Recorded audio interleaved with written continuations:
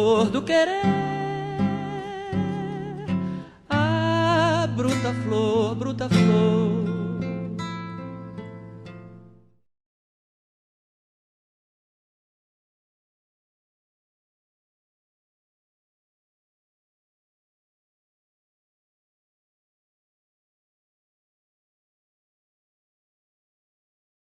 Como que a gente vai considerar hoje a leitura dos complexos familiares de Lacan, em que nós não encontramos o inconsciente estruturado como uma linguagem, nem alguma referência ao falo, muito menos ao objeto A.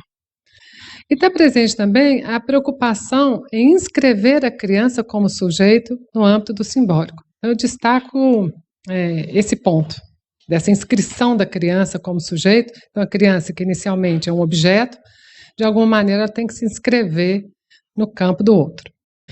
Como a mãe é abordada nos complexos familiares?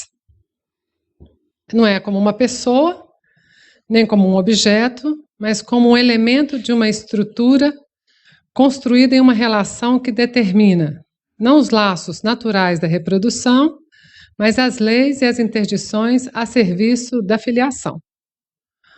Os laços entre a mãe e a criança importam em função da estrutura simbólica na qual tomam lugar e se organizam, não a partir da satisfação alimentar, mas a partir da interrupção dessa satisfação.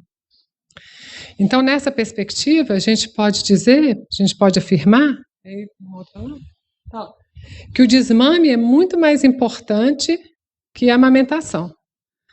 A mãe que permite a inscrição da criança como sujeito no âmbito do simbólico é a mãe não da satisfação, mas da interdição da separação, do corte. Para isso, ela deve, de alguma forma, estar conectada ao corpo do homem, reconhecendo aí a presença do falo sobre uma ausência, o que é a própria castração. Os complexos referem, portanto, à sexualidade feminina.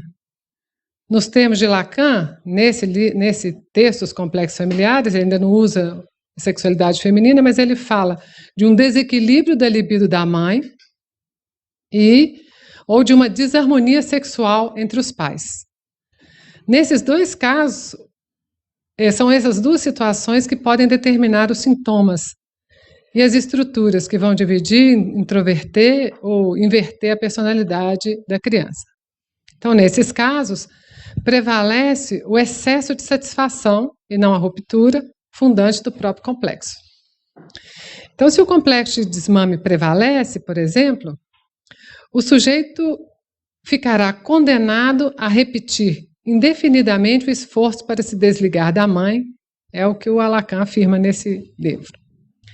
Se o desmame não operar uma perda sem objeto, ou, em outros termos, no caso do par presença-ausência não se instituir, a figura materna adquire um caráter mortífero, testemunhado em diversos sintomas, tanto nos casos de condutas forçadas, que variam de determinadas formas de fuga na infância, aos impulsos vagabundos e rupturas caóticas, estou citando a descrição do Lacan, quanto aos distúrbios orais ou digestivos, tais como, também citando, anorexia ou envenenamento de certas toxicomanias.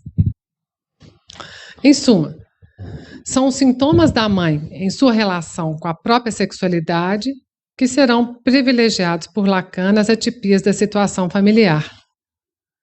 A mãe dos complexos familiares, na época passada ou na atualidade, ela pode ser interpretada a partir de sua relação com a castração, relação que entra em jogo precisamente face ao objeto criança.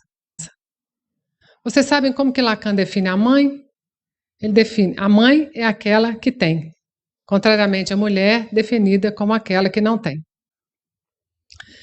Ela tem os seus objetos A, diz Lacan isso no RSI, uma referência do RSI, de que são objetos de que ela se ocupa, que são as crianças.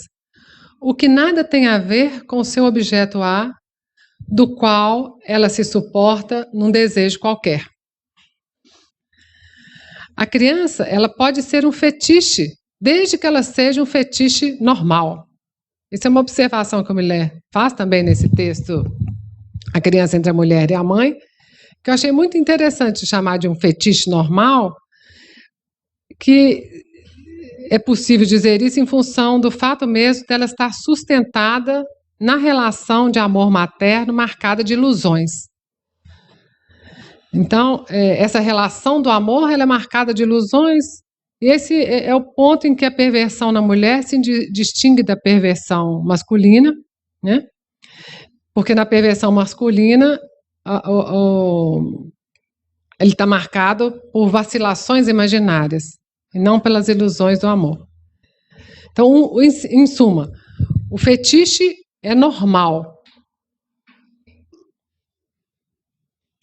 Apenas quando a criança não é tudo para o desejo da mãe. E só para fazer uma referência, no âmbito do socioeducativo, a gente observa com frequência os jovens nessa posição de filho único. Na verdade, mais das pessoas que trabalham no socioeducativo sempre vêm comentar alguma coisa dessa ordem, porque mesmo assim, jovens nessa posição, porque ainda que ele tenha outros irmãos, geralmente esses irmãos são frutos de um genitor distinto. Então, e esses filhos únicos, o que caracteriza eles é uma exaltação da mãe. Eles tatuam o nome da mãe no corpo deles. E mais do que isso, eles justificam os atos infracionais em um tipo de devoção a suprir a mãe, retribuir seu amor verdadeiro em um dom que, nesses casos, fica muito evidente que custa a eles a própria vida. Então, filho único não é uma exclusividade dos jovens infratores, mas é uma característica, né, das famílias atuais, por várias razões, né? Porque custa caro educar um filho, por isso, por aquilo, porque as relações são líquidas, então tem várias razões que fazem com que se encontre hoje mais presentemente essa questão do filho único.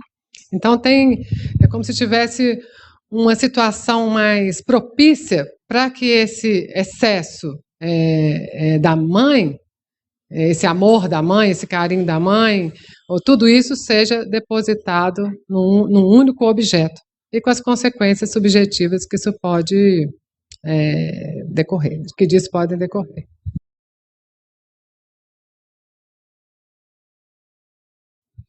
Nesse contexto, considerado como, segundo Burnett, um dos piores crimes conhecidos pela humanidade, né, o ato de Medea de assassinar os 2 filhos que teve com Jasão, e não só a nova esposa deste último, é ainda perpetrado sem qualquer inocência, né? Ou seja, ela tem pleno conhecimento da situação, ela sustenta, segundo Burnett, uma determinação fixa de agir em defesa de sua honra, né? Mas também é possível dizer que um ato, né, tão desmedido como o de Medea, né, certamente só poderia ser realizado por uma mulher, né? Porque, e aí cito Burnett, o agente central de uma vingança cega, né, nesse caso, né, era mais apropriadamente feminino, né, porque, segundo essa estudiosa, as mulheres podiam ser cegas com muito mais graça que os homens, né, e era-lhes natural ser loucas. A observação de Burnett, nesse sentido, não deixa de evocar, né, a labilidade das mulheres à fúria, né, ao descontrole, né, e que hoje chegou mesmo a ser cifrada, né, em uma sigla, né, mensalmente relacionada a, digamos assim, certeza antecipada de que não já lhe será mais possível, mais uma vez, naquele mês, serem mães, a TPM, né? Mas essa observação ainda pode ser cotejada, né, com a menção de Lacan no seminário XX, né? Aliás, no seminário XX, não, em televisão, de que, né, uma menção que ele faz ao dito corrente, né, de que as mulheres são loucas, né, e que ele, nessa mesma ocasião, vai nuançar, né, dizendo, né, que elas não loucas de todo, né, mas que de qualquer forma é possível dizer que elas são loucas, ou pelo menos não loucas de todo, né, porque elas não têm limites, né, para as concessões que cada uma faz, estou citando Lacan, a um homem, né, as concessões de seu corpo, de sua alma, de seus bens. Se a mulher não existe, como pode haver uma verdadeira mulher? Medea experimenta, segundo suas próprias palavras, que não existe outra mente mais sanguinária, e já não há mais como conter a devastação que Jasão, como um homem, faz propagar no seu corpo. Retomando, então, os termos de Miller e de Lacan, a articulação de semblantes, sustentada por seu laço com Jasão, confrontando-a com o impossível, determina que ela se faça existir como uma verdadeira mulher. Assim, não é só transmutar-se de novo em mãe que Medea aspira ao sair de Corinto para morar com Egeu, a quem prometera, como bruxa que era, né, uma espécie de antecipação das técnicas atuais de reprodução assistida. Ela disse: acabarei com tua falta de filhos, e de filhos te farei semear gerações. Conheço bons remédios.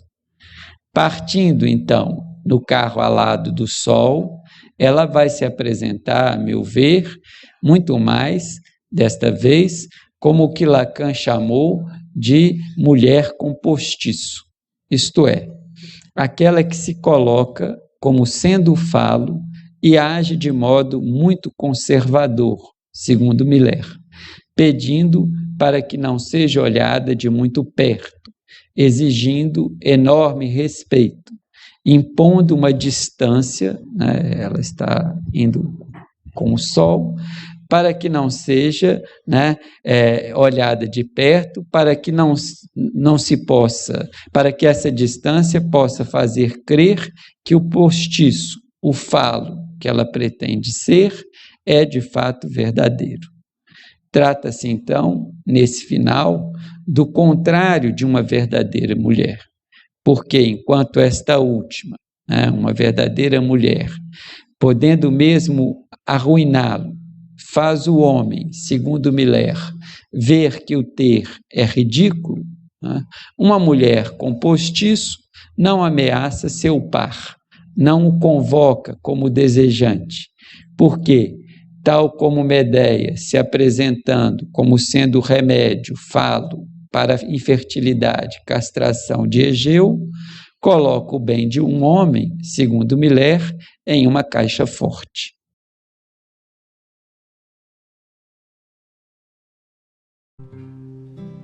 O quereres e o estares sempre a fim do que em mim é de mim tão desigual, faz-me querer-te bem, querer-te mal, bem a ti, mal ao quereres assim, infinitivamente pessoal, e eu querendo querer-te sem ter fim, e querendo-te aprender o total do querer que há e do que não há.